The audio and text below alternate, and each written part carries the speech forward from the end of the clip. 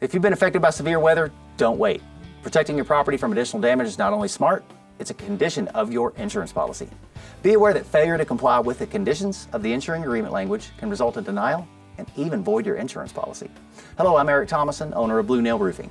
It's essential that you take action to prevent further damage to your property, especially after severe weather. Temporary repair tasks may include tarping holes, removing debris, and boarding up windows and doors. If you plan to do these things yourself, be safe. Storm damage can cause unsafe conditions and can be a fall or collapse hazard.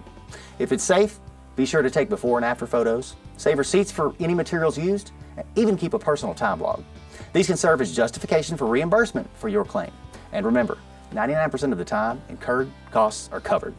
Now, broken windows and damaged roofs can allow water penetration, creating further damage like wood rot, bacterial growth, and even mold that can cost thousands of additional dollars to mitigate. Blue Nail recommends that you hire a professional to get your property inspected so that they can identify all the damage for you, perform temporary repairs that need to be done, and provide documentation of the preventative actions taken.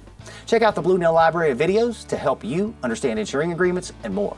Subscribe or follow and check them all out.